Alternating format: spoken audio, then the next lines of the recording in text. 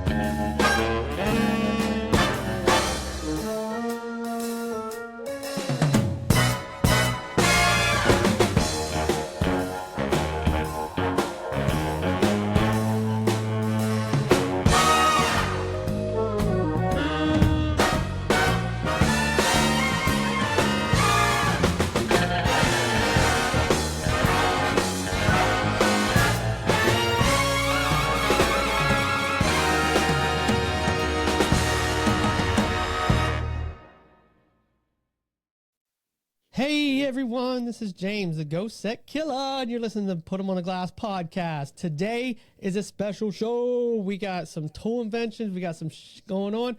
Go ahead and introduce yourself, Mr. Monkey. Brad Eli, Glass Monkey, Murfreesboro, Tennessee. Oh shit.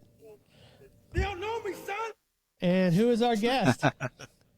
I'm Corey Avery, owner operator of Glass Rebel. Corey, Glass Rebel. Now, you guys are making some noise with that. You're making some Bringing noise the with that ruckus. glass. You're bringing the ruckus, man. But first, let's rewind a little bit. So I jumped on your website after you accepted. Actually, that's how I reached out to you, was the website, to make sure that you wanted to do this, that you were cool. I noticed that you're a military veteran. First of all, that's badass. That's just thank you for everything. But so how long were you in the Navy? I did 5 years from 2005 to 2010. Joined in July 28th, literally right after high school. Had a little going away party and got on the bus or the airplane, and there we went. So it was a great 5 years. I went to Chicago for basic training. I went into a special program called SWCC, Special Warfare Combatant Craft Crew Member. It's a mouthful, but so it's SWCC. But it was we were basically the machine gunner boat guys of the military. That's what we did. We were on small boats, about 33 feet long, and shot lots of guns. So That's awesome. that was my MO. So that was some intense training. I went to San Diego or Coronado, California. Did my special warfare training there for a little over a year, and then I was stationed in Louisiana, about 45 minutes north of New Orleans on a Stennis Space Center. We were actually on a NASA base where our team was. But there we did a Riverine unit. So they were up armored 33-foot long boats with about 5 weapon stations on each. So I'll just go through that. The front, if you don't know much about guns, that's fine. But had a mini cal on the front, shot about 3,000 rounds a minute. The 240 in the middle, we had twin 240s and a 50 cal in the back. So we could put about 10,000 rounds a minute out of one boat. If we got into firefight or anything, and we typically win 4-boat units. So, 40,000 rounds a minute, that we were able to put out if we needed to. It was, that's what we did, man. Just shot guns. That's a lot of freedom, man. Hated it. Yeah. So can't you get for the side cannons? Can't you get grenade launchers on those also? Yeah, we had we also had an attachment, a Mark 19, so it was an automatic grenade launcher. Nasty. Belt-fed. But everything was mounted on weapon mounts, so you just pulled them up and pulled the trigger, and the hard part was reloading at night with night vision goggles on, kind of a deal. But yeah, so from there, I went to Iraq in 2008. So that was kind of the last combat mission there. And I, up and down the Tigris and Euphrates is where we operated for most of the tour there for about 3 months until work kind of dried up. Bad guys figured out, the boogeyman was coming out at night by the river, so they we had a unique gift because we worked a lot with Army Rangers and a lot of other SF guys in Iraq, and they'd pull up in their Humvees or their MRAPs, and the Iraqis, man, they could hear them coming from a mile away just because of the loud diesel engines, but we were able to kind of just float up the river and be real quiet and get in there and be able to capture guys. So that was a big mission. There's a lot of capture type stuff, and just trying to find the bad guys really out in Iraq. A lot of intelligence work, it looks like. Yeah. Well, I mean, yeah. And it's different than you'd expect because we had a boat crew, we had our team and our chiefs, and in SWIC we didn't have any officers. We had one SEAL officer that was over all of us. And when we went to Iraq, it was like they had to sell ourselves as a package. It's like, here's what we can do, here's what we can offer. So they would go to ODA, the Green Berets and Rangers, 75th guys, and some other stuff, and go to them and so, hey, this is what we got, and we would basically get hired on to go on a mission with them and different stuff like that. So it was almost kind of a business in Iraq, which was kind of interesting. I never expected that to kind of happen. And I was really fortunate too. I got augmented off, and I got to go ground pound a little bit and work with some other SF guys in Iraq while I was there. So, man, I probably had the best deployment that you got. I got to see some combat. I didn't get shot, got shot at a lot, but, thankfully. Didn't mind getting shot at. I just didn't want to get shot, right? Yeah. Got IED'd. Fortunately, we were driving Pander 6-wheel little tanks at the time, and those things, they could take a hit. So none of our crew got hurt in that. But yeah, a lot of weird little close calls. A lot of things that I saw God's hand on afterwards that, man, like if I would have been standing up on that turret at that time, my head would have been off, kind of a deal. You look back at life and go, wow, there's really been some things that have stuck out to me. That's awesome. Did you have to worry about mines or anything like that too? Well, the IEDs, those were what we had to worry about. They would just be floating in the river. Well, not so much in the river, man. Okay. Because any of the boats on the rivers that weren't ours were basically like wooden John boats. Okay. Right, like little, like no threat. They might throw a little 50cc outboard motor on the back of those things. Yeah, so I mean, we got shot at by the Iraqi army a couple times because they couldn't tell what we were out there, because we only work at night. Being out there in the daytime on the river in Iraq, you're in a bad situation because that isn't where we wanted to be. So I pretty much turned into a vampire and only worked during nights and slept during the days for that 6 months. So when we got IED'd was during the day. And that was actually on land. Yeah. So yeah, there was, and it was just like training. Our first contact we got into, offloaded. We had what they called unimproved boat ramps. It was a dry riverbed that you'd throw the boats into. I mean, even to get these things out, sometimes we had to hook up 2 or 3 trucks to try to pull a truck with a boat out of this when we were done with the operation.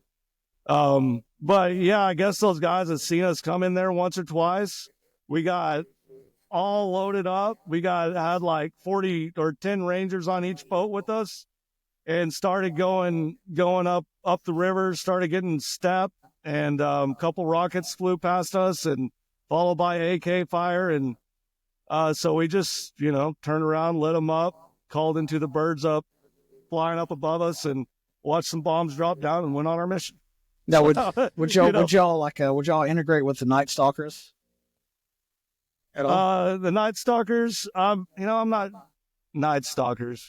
Yeah, they're like small birds. They come out. They only work at night too. Oh, a lot of Apaches usually were our cool. were the guys flying above us. Yeah. So yeah, if we needed something, they dropped down some 40 Mike Mites, and Oh, I bet that would get into that. So we loved having those guys around. But yeah, so we had a lot of support whenever we went out and did stuff. That was another blessing of being with a special warfare group, is they tended to plan things and make sure you weren't going to die as easy, I guess. So didn't just usually send us into unknown ridiculous stuff, as if they could. Obviously, there's always stuff that happened.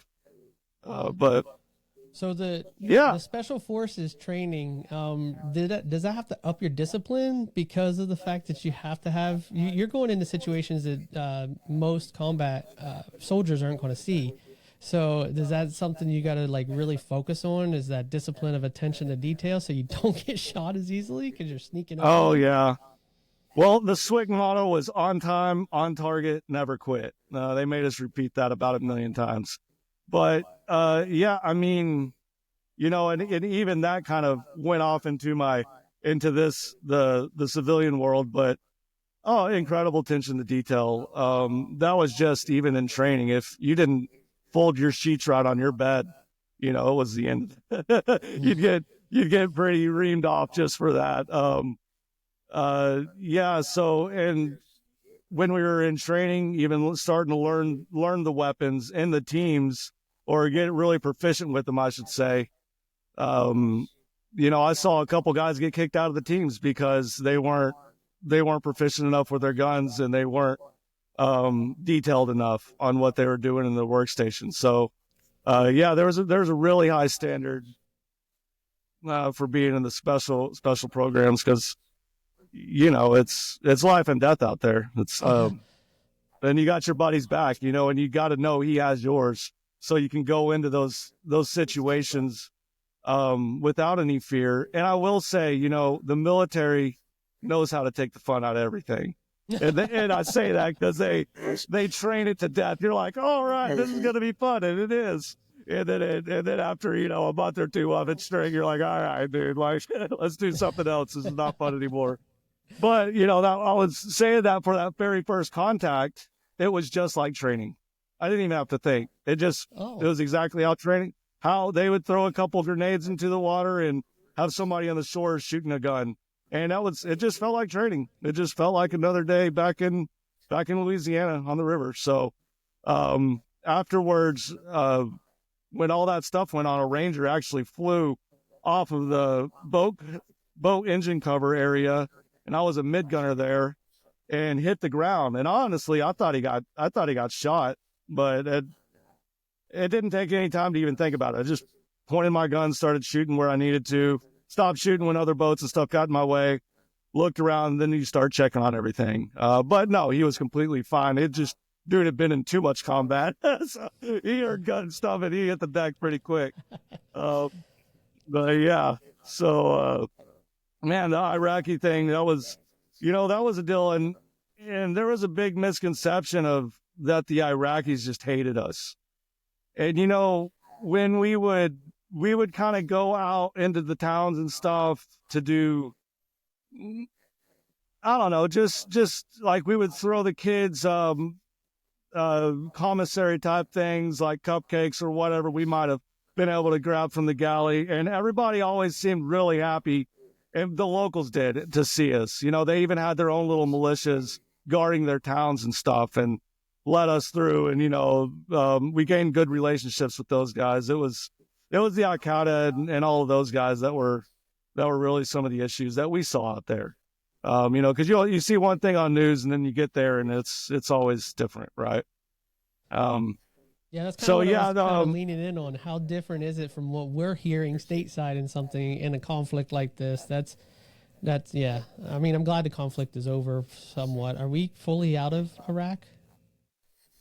You know, I mean, it's been a while since I've been there. All of my teams and stuff. The next deployment, literally, the guys I went to Africa, and the team that I went to Iraq with, they went back to Iraq, and it was training. So they started training Iraqi army guys. Mm-hmm. So my combat deployment was one of the last time combat deployments in Iraq until we started trying to really turn stuff over to Iraqi army. Gotcha. And those guys. And, you know, kind of a funny side note, y'all remember ISIS and all the Heluxes they were driving with all the 50 cals on the back? Definitely. Well, those Heluxes were what we drove around on base. Like those were our base trucks. Yeah, we like. So Are you talking about the technicals, the Toyota Tundras? Basically, yeah, the Toyota. Yeah, sorry, I dropped my phone. The Toyota, That's Toyota fantastic. Heluxes. They're like Tacomas. But yeah, Okay, I saw that's that. it. I was like, well. So I guess we trained them and then gave them all the vehicle stuff. You know, whatever. That's awesome. But so that's it. that was decommissioned. There we go. Yeah. So Iraq, that was the time, and then I went to Africa, and that was a training mission, and we basically trained Cameroonians. It was in Cameroon. These guys out of everything from swim, shooting, navigating, driving boats, boarding and taking down hostile vessels. You name it, man. I literally took about 10 African grown men to our hotel pool and taught them how to swim.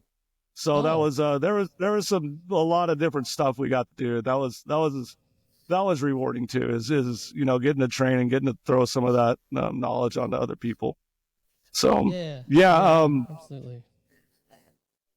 Yeah, so the military was definitely a blessing. You know, when I was 12, I wanted to join.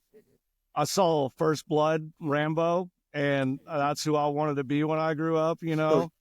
I think his colonel, he said something in there at one time about how bad Rambo was, and if you send all these guys up, you'll be bringing back down body bags, and he'll eat whatever will make a billy goat puke, and you know, I was like, that's me. That's who I want to be right there. And I don't think I didn't get that hardcore. Like, you know, I also didn't see all the weird PTSD that poor guy had at the end of the movie. You know, stuff flies over your head when you're a kid. But, well, maybe you'll get to have one of those moments where you're in the shop alone, and then this highly decorated general walks in. It's like, we need you back, Corey. And you're like, no, I only make class twos now. Yeah, no. Yeah, that lasts another lifetime. Probably over.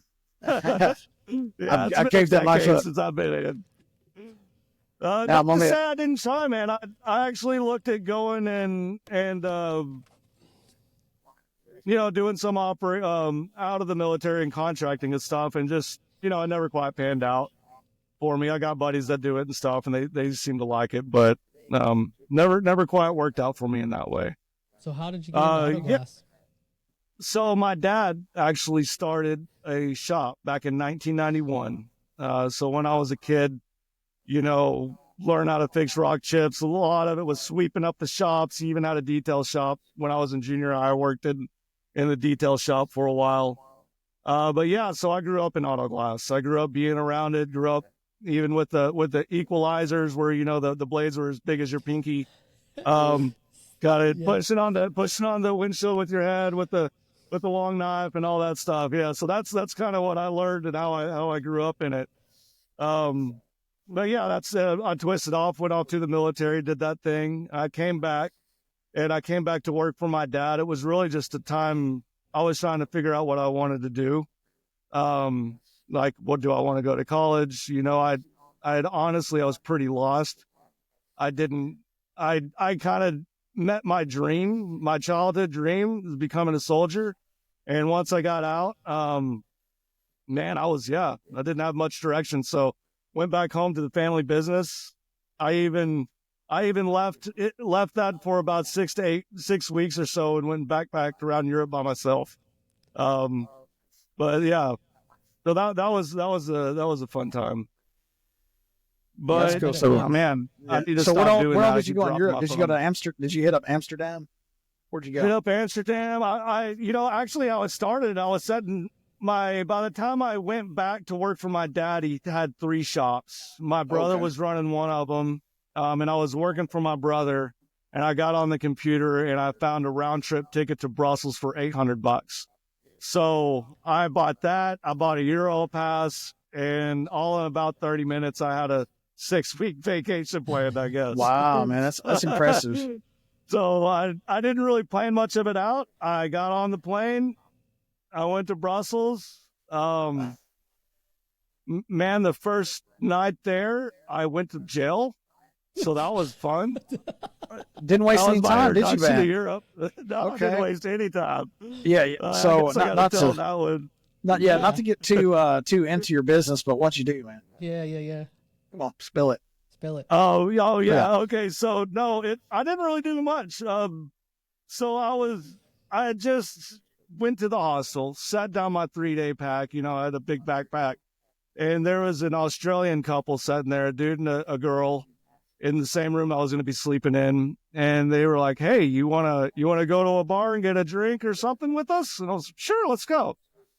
So I'm walking with them, and man, we look up the street, and there is all kinds of commotion going on. I mean, tables and chairs flying, like there's a crowd, but it looked far away. And the girl, I just remember her asking me, like, "What's going on?" And I was like, "I think that's a riot." And before I knew it, man, people were coming up from the subways. I mean, we were encircled within seconds. Started running because the police were coming with riot shields and everything else. The 2 Australians jumped over some plant potters and got away. I got hit in the stomach with a baton. Oh. I saw them all closing in. I'm like, okay, well, I've been on the giving end of this, so I'm just gonna be docile. I know I haven't done anything. So I put my hands on my head and did all that stuff so they'd stop beating me. And I'm looking around, and I taste this really familiar taste in my mouth. And it's tear gas. They start shooting tear gas at us. In boot camp and in A school, I went through 2 tear gas things where they shove you in a small room and just, poison you with this stuff pretty much. So I just started gritting my teeth and breathing through my teeth, and it really wasn't even that bad. But so they got it. After not too much time, I looked around. There's probably a couple hundred Germans that the cops had gathered us all into a group, dogs, I mean, the whole bit. And they line us up and zip cup every single one of us and set us down, like, kind of just right up next to each other. And this dude just is in front of me. And I asked him, like, well, what's going on, dude? Like, what is happening? Like, cause I'm still lost. I don't know why any of this has happened yet. And he's like, oh, he's wasted. He's like, don't worry about it, man. This happens, they'll let us out after the match is over. I'm like, the match? He's like, yeah, the football match. These Germans were riding over a football match that Wow. hadn't even started. They Wow. hadn't even started yet. They were already riding. So, yeah, I guess I look German. So, I even tried to tell them, like, I'm not German, I'm American. Yeah, shut up, kind of a deal. So I was like, okay. So we get in, and I'm like, okay, well, surely they'll let us go. Like, what are they going to do? And about 15 Greyhound buses come around the corner. And sure enough, man, they start piling us in. But before that, this guy that was sitting in front of me that I asked that question to, he starts singing some German national anthem or something at the top of his lungs. The police officers come back over here, hit him with a couple times with the baton. I'm like leaning back, trying to get out of the way. And they check everybody's zip cuffs. And I was super docile when they put mine on. So they put them on loose. And they saw that and they put a second set of zip cuffs on me. So I was like, okay. And then they get me and wrench my arm and get me and start putting me in the bus. And they stop me and put a third set of zip cuffs on me. By this time, I'm like, all right, I'm kind of a big deal. They must be scared of me or something. Thought you was Jason I Bourne. got 3 sets of zip cuffs on me now. I'm getting in this bus, and there's everybody's German in it, and you would have picture, it would be kind of a down mood, but no, these guys were joking and coking, and they're just having a good time. And there was the the police guards in there, one of them was standing by me. So Brussels, they speak French and English. In German, we'll speak German and English, but they don't speak, each other's. So these German guys were talking to him like, hey, what's happening? Like, we were just sitting and eating and we got taken up. Like, yeah, anybody in groups of 2 or 3, we were commanded to capture, kind of, or to round up. And he was like, don't worry, when you get to prison, we will release you and you will find your country for this, this issue. And I was like, oh yeah? Are you gonna find America? And the cop looked down at me and was like, you're American? I was like, yes, I am. He was like, what the hell are you doing on this bus? So I'm like, yeah, you got me, dude. So I made friends with him, thanked him for the awesome tour through Brussels that I got, especially in the prison. Yeah.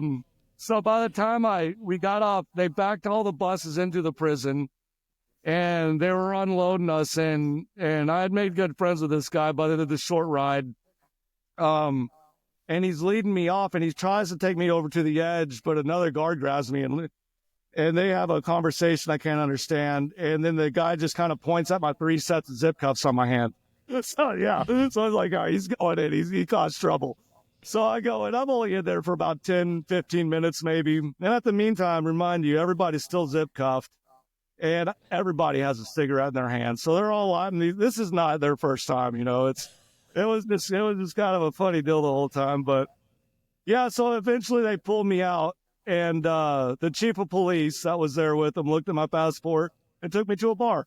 So yeah, that was my first night in prison or in Brussels. Yeah, so it was like, how crazy is this trip going to get? Is what I thought, but it was pretty mellow after that, to tell you the truth. So, yeah. No, yeah. Sorry, I didn't mean to quite go off on that tangent. No, it's right. We asked for it. We Yeah, wanted to we know asked it. for it. We wanted it. We wanted it. Yeah, we wanted that. That's what we wanted. We could fill podcast stuff with goofy stories that I got like that, man. So, So you come back after your 6-week tour and you start working for your dad and your brother again? Did you get your own shop? Yeah. No. So yeah, I started working back for my dad and my brother. And I was kind of, I've done everything from being the mobile tech in-shop guy. I kind of graduated up to being the manager. And then I started managing a couple of the shops, really just managing the managers and dealing with bigger issues and stuff like that. After that, I went to another town called San Angelo and opened another shop up by myself through the family business and got that running. And then my dad asked me and my wife to move back to Odessa. And that's something that we really just didn't want to do. I'm from West Texas, Odessa, Midland. If y'all have never heard of that place where all the oil comes from, right? I've been watching Landman like mesquite crazy. Bush. Yeah, so that's where I'm from. Friday Night Lights, Permian, that was my high school. I was actually an extra football player in that movie. I think I saw the back of my head for about 2 seconds in there. So Love that movie. Kind of a movie star. Every time someone comes over and you're watching it, that's me. That right there. Oh, yeah, that guy right there. Right there, that's me. Hold on, you see this? Yeah, that was me. So that's one of those deals. But hey, that was a good spring break. I think I made $300 off that movie, So nice. Yeah, so went there. We were asked to move back to Odessa to open up another shop. And I hadn't used my GI Bill yet. I really didn't want to move back to Odessa, so we twisted off again, and we went to Boise, Idaho, and I used my GI Bill to learn how to fly helicopters. So I'm now a helicopter instructor, and that took about a year and a half to get all those certifications. I went and worked for about 6 months for a company in Texas, and it was good. Never, sometimes stuff is never kind of what you expected. The work hours and different stuff like that. It just didn't seem to work out for me. I didn't get fired or anything. I ended up leaving them and coming back to the family company. Gotcha. And from there, so yeah, I was with them for just in here until recently. And we had grown the company to 6 shops, and I was pretty much managing managers. I was dealing with a lot of marketing, the internet marketing and advertising for everything from billboards to, videos on YouTube, whatever. So that was a lot of my primary role, and I actually integrated the calibration systems into the company. It was before insurance companies were even wanting to pay for them. We were having to arm wrestle those guys because they didn't even understand them. But yeah, my brother and dad went to an Auto Glass Week, saw that stuff, and heard a lawsuit in Canada against a glass company because they didn't provide the calibration. So yeah, I implemented OptiAim. I went with them after the research and everything. I felt like that was the best company at the time for us. And so implemented that into all the 6 shops and trained and did all that fun stuff too. So really got in with all that. Went to Pilkington, got certified, and all that fun stuff too. So during all this time, so that's a little bit, like I said, born and raised pretty much in auto glass. Tried to get out of it a couple times, but it just kind of brought me back into it, which I got out, go to a stop, go do something else, and I'm always kind of a thrill seeker, so that's probably some of my reasonings. But so went back. Whenever I went back to them, that's what I did. I got involved in all that stuff, went right back into the company. And I got to a point to where when I would have to work when stuff really hit the fan, right? Like when my irate customers or a technician might have gotten hurt. Those started to be my responsibilities and some of the financial things. But having said that, I started to get a little bit more downtime. And I was watching our express guns, and then we were using primarily express equalizers. And these, and we would send them to Equalizer, a couple $100 when they'd get to get repaired and get them back in. So I started taking it on my own. And usually it was just the cords, I'd fix the cords and they'd be up and running again. Man.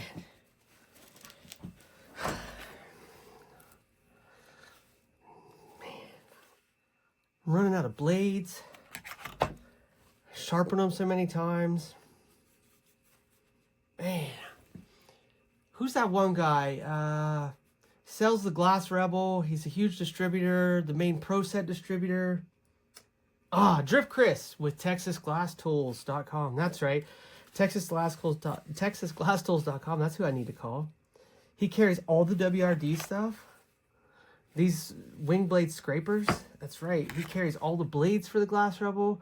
He carries the bat. He carries all WRD accessories. The Pro Set distributor. Man, that's who I have to call. I have to call Drift Chris. TexasGlassTools.com. That's who I need. Sometimes I'd have to take them apart and get into the brushes and take out the brushes and sand them down. And basically I just kind of learned basic maintenance on those things and to keep them running. So, we wouldn't be down guns and our dudes could keep on working. And have y'all ever messed with an express gun? Yes, Definitely. Okay. So, Took it apart that Like you're talking about that working on, yeah. you asked us Y'all if we still had taken one apart. one of the issues was trying to get that blade out of that thing, is spinning that wheel. And it was, tearing your thumbs up, kind of a deal to switch out the blades. We did have an ambush or two running through the shops. So, there was that tab that could get them in and out. And we went through 360s. I mean, you name it, we probably bought it and used it at that glass company I was with. So really, and during all this time, I was doing that stuff. I wasn't really thinking about making a gun or thinking about, I guess I was always kind of thinking about improvements and different things that could be done. But I was also like heavily trying to trade in the stock market and, make my millions or whatever, it was just, I was trying to find things to invest in. And, man, I honestly, I started seeking God about it. Cause like my trading was horrible. Like everything I was kind of doing wasn't working. And I've always wanted something of my own to go out on and do.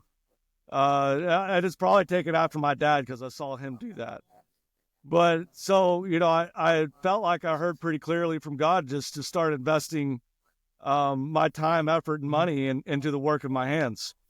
And when I was driving, I got into go-kart racing. Funny enough, those 100-mile-an-hour little go-karts. And I was going to Oklahoma. It was like an 8-hour drive for us. And while I was on that trip, I was by myself in the truck, and it was like I had this idea drop into my head. And it was the Quick Connect idea. And I tried it out with the 1/4-inch Quick Connect stuff at first. I even have goofy looking blades with long stems, and, I've got all kinds of stuff that I've tried to go through and until I've gotten to this point. So yeah, that idea kind of emerged, and I just dove into it. One of the first things I started doing is I knew that these tools were just Sawzalls, right? So I started taking them apart, looking a little further into them, like what are they doing to these things exactly to shorten the stroke length, to, do what they needed to do. So I kind of started going through all that. I actually bought a plasma CNC table. I started making my own blades, and other materials. I went to pawn shops and bought all kinds of different kinds of Sawzalls, man. Cause $20, $50 at a pawn shop, I ruin it. Who cares? It's not like buying the couple $100 one at Lowe's, and there we go. That was a bad experiment. So, I went through a lot of different models and tests, and just sometimes beating my head against a brick wall. I mean, now when you look at the Glass Rebel, it's like, duh, that seems pretty simple. But it took more thought process than I'd like to admit to get to this point. So, and we had this one guy working for us, and in this shop, and in this one particular shop, I would give these guys the tools, when I was first starting out and making these things. And we had this guy, his name was Philip. And dude, everything you gave to this guy, he was one of these technicians that he would break it. Like he would figure out a way to break it. Cold knife, it didn't matter, dude. Like the guy would break it. We had a policy at the company, like, hey, look, you break it, not out of neglect, but if you break it, bring it to us. We'll exchange it, give you another one, kind of a deal. So my goal was to make this gun Philip proof, man. So I could hand him this gun and he couldn't break it. That was the goal, because this guy was the hardest on any of the tools I think I've ever met. But yeah, so we got the gun Philip proof, so to speak. I switched it from the 1/4-inch to the 7/16 inch of the shafts that you see now. Man, I went through countless different kinds of Quick Connect tips, because a lot of them, honestly, they'd let the blade go. They wouldn't do the shark bite type of a deal and hold on to the blade. So there was a lot of experimentation there. I put this model on Milwaukee, DeWalt, Craftsman. I didn't really get into the Makitas or any of the other brands too much, but I tried several different kind of models and versions. And this is the one I landed on. It seemed to, it has built-in rubber vibrational dampening, so it's smooth in your hands. One thing I did find out during this process is DeWalt and Craftsman are both owned by Black & Decker. So there's actually the exact same gun of this model in Craftsman, but Yes. the hand grip and there's no rubber built into those ones and some different things like that. But pretty much all the other parts are interchangeable, which I didn't know when I started all this. I thought that was interesting. No, yeah, man, go for it. about the blades. You were saying that you made your own blades on your CNC. Hey, Corey, I've got a quick Yeah. question. going through your truck. Yeah, is it About messed the up? blades. You were saying that you made Yeah, your own it's- blades on your CNC. Make your own blades there. Now, are they all one piece all the way through the shaft? It's like, is it like full tang? I think that's the Well, term. Is like they're not two Yeah. pieces. You don't I weld will it to the preface base. this. Sorry about that. I didn't mean to talk over you. No, you're fine. No, you're fine. I will preface this that yes, I did start making my own blades. I started heat treating them. I even made the dadgum kiln that got up to 2,000 degrees to heat treat these things. That's awesome, dude. And figuring out the right temperatures and the times and the step ups for stainless steel. And I'll be honest, the quality of work that I was producing in the blades was not to commercial standards.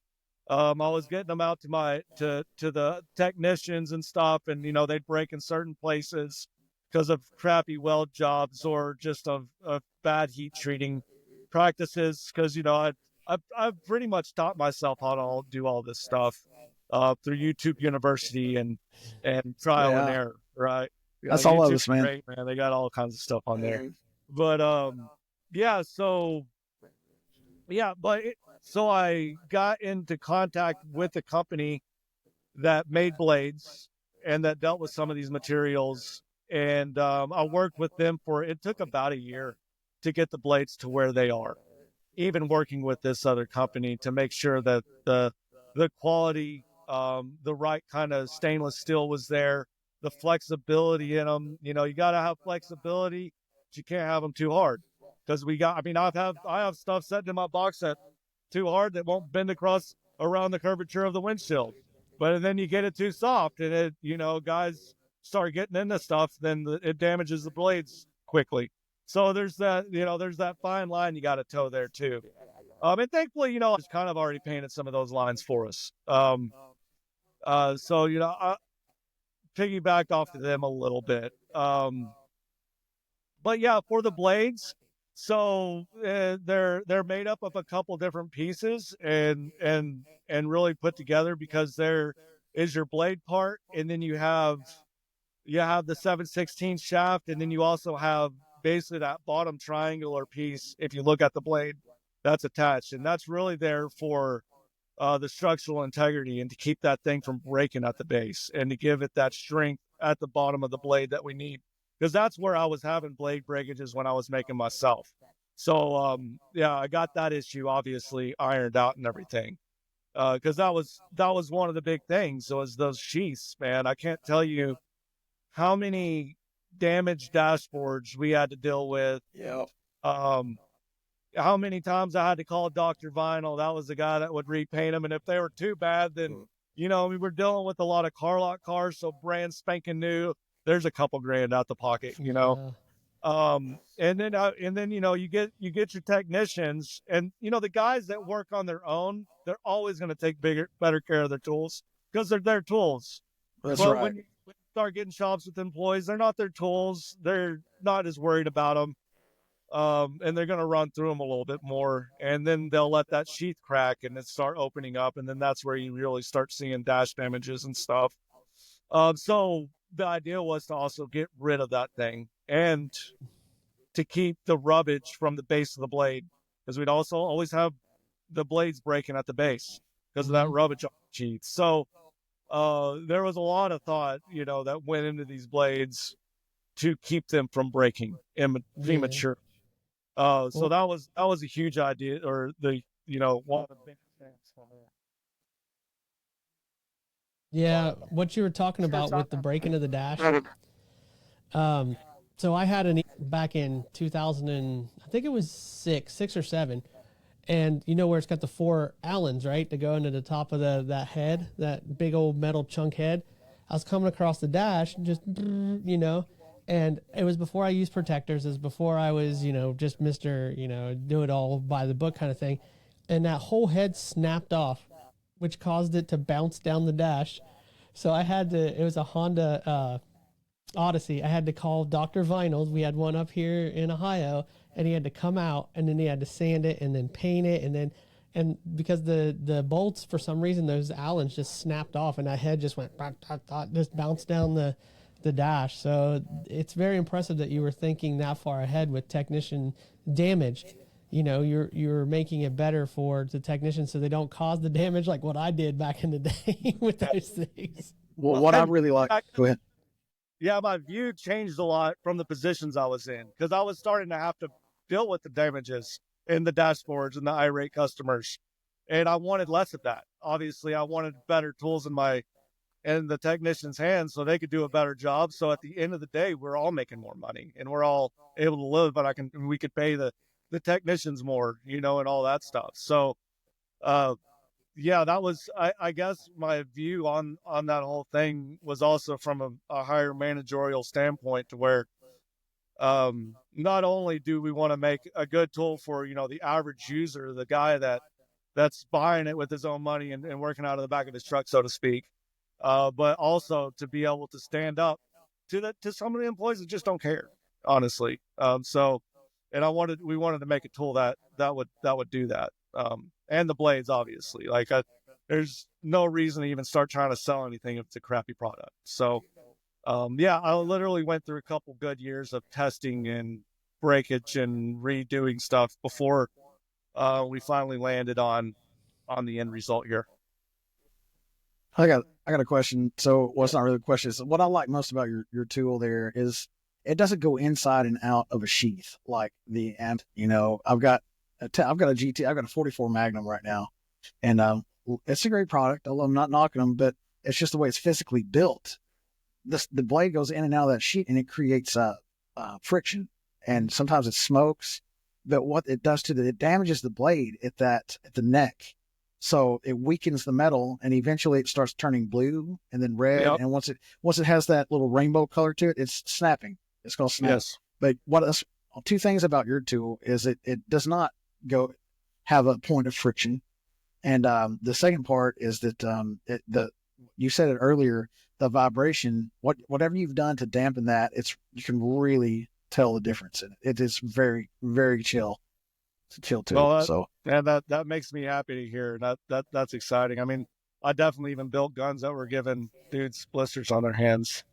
You know, before I this guy out. So right there, when it's chattering and you don't have enough lubrication down there, or it's hitting just super hard and it's just bouncing inside. I mean, this is with impact gloves on, just bouncing inside there, and you take it off and you got that blister right there. It's like, oh man, it's gonna be a bad day.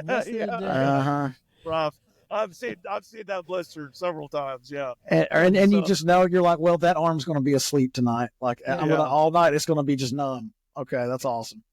Now I got a question. So about your blades, say I'm out in the field and do you have a plan to kind of get those into your migrants, and that way a technician can swim? Yeah, right now, we are distributing to PGW. Cool, man.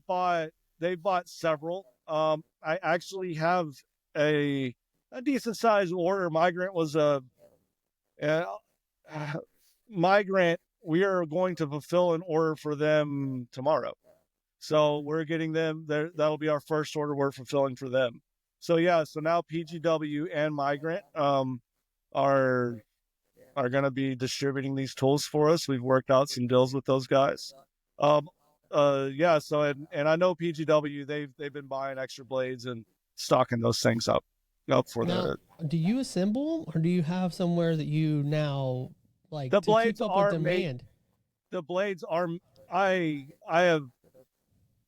pre-ordered a lot of blades. I got a lot of blades pre-made for me, so I don't make the blades anymore. Like I said, my techniques and practices just weren't quite up to snuff. What about the tool itself, and in that cool case it comes in? We assemble that here in North Idaho. So yeah, the tool? Every single tool has gone through my hands. Yeah, I've made every single one of them thus far, and I've got a couple people working for me now. And then we're getting more into these products shipped out and stuff. But yeah, I've got just an excellent metal worker in there.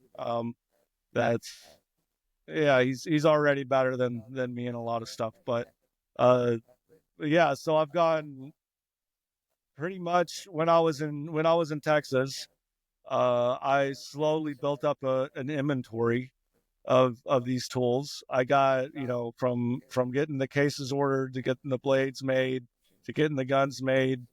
And really, I moved up to North Idaho. I tried to find one of the prettiest spots in America. And, if I was going to start my business somewhere, I wanted to start it in a place where I could look forward to raising my family and living here myself. So that was kind of the start. We got out here. I started selling these things. I got in contact with PGW. Drift Chris got in contact with me. You can also find the tool on texastool.com. Matter of fact, I listened to one of your podcasts the other day, and it had Kazan on it. And she just called me, Shauna did, the other day about, getting their school a gun to start using. So I just sent her off one. So yeah, it's been pretty cool just seeing everybody kind of coming together. And you can also find them at Jags as well. So we're Jags.com is also selling those things. But yeah, if anybody wants to get their hands on them, I'd implore you to, they don't have it at that PGW location yet, ask them, or Migrant. Be like, hey, where's the Glass Rebel at? Because the big guys, I'm in contact with them, and they're trying to push this thing out for me. So yeah, and I that's awesome. The Pilkingtons, the PGW, the Migrants, but here on our show, Texas Glass Tools is who we recommend. That's who we recommend. We'll go with Texas Glass. Yeah, no, it's fully available through Chris, and he's an awesome guy. He's actually the first person that hit me up when I started throwing these things online on Facebook and out there, and he got in contact with me and was like, dude, this is, I'm really excited about this product. Now Chris discovered you. Chris is going to Drift. He's going to call me and give me a bunch of trash. Chris is. He's going to be like, what are you doing bringing up PGW Migrant, man? No. He's going to be like, no, we're doing it. Well, he's going to get on me. But the reason why I asked that, the reason why I asked about Migrant and stuff in the distribution is because, you're in the field, and although your blades are designed not to snap, say we've got to have one we're doing a semi or something, we've got to have it for the certain job, and it snaps. And we don't have to, we can't wait 2 or 3 days to get one in the mail. Right. So you've got that worked out, right?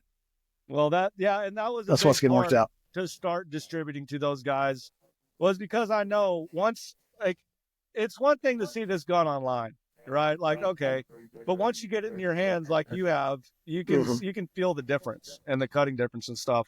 So even just getting them to a location that somebody can pick them up and grab it and look at it, and yes, have blades availability. I definitely had comments on Facebook like, oh, screw this guy, you can't get it.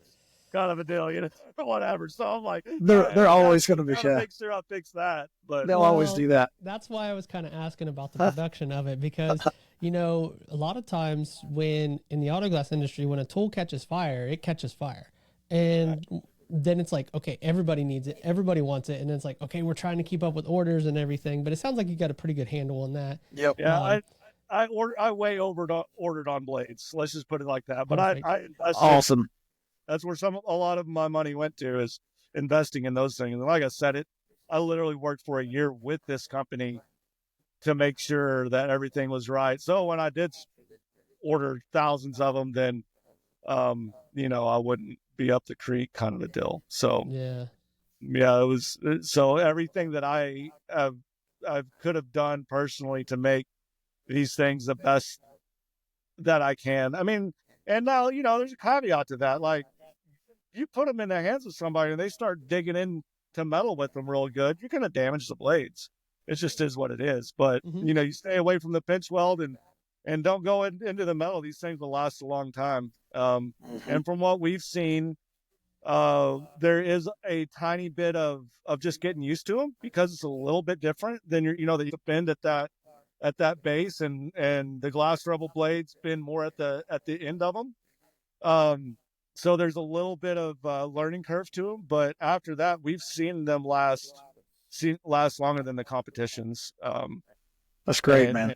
Yeah, because they're not breaking and stuff like that. And you can grind those suckers down until you're tired of grinding them, I guess, as well. So you're kind of hitting this point where now this tool is established. This tool is going to be the next tool in auto glass. are you resting? Are you moving forward with other tool designs? Are you looking to manufacture the tool designs? Are you just like, this is my one-off and this is what I'm focusing on? Oh, no. Yeah, I already have 2 or 3 more things to go along with this. A simple one. I'm not going to tell you all of them just 'cause I don't, Sure. Yeah. all my ideas. I'd rather pop Tell us them all out your there secrets. Tell us your and then let secrets. somebody try to take it from me, I guess. But yeah, so just simple thing like a push blade, push blade attachment for these things. I know that's a need. I personally never used the push blade stuff when I was in. That just wasn't kind of something that I used, but I know that our technicians have already gotten requests like, hey, we need something so we can use these push blades. So there's definitely, there's a couple styles of those that we can put out. I even have a couple prototypes, and I made some just going with the Glass Rebel thing. I don't know how well they're going to work, so I'm still working through them. But some brass knuckle type things with push blade on it, so it's cute. I don't know how How functional it is?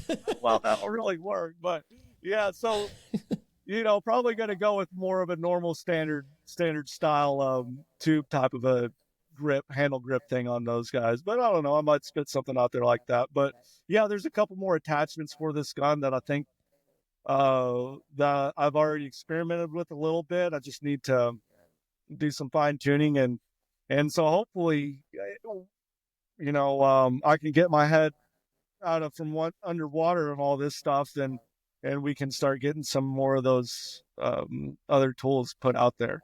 Yeah, definitely don't want to see this as my one-stop shop. You know what I mean? Cool.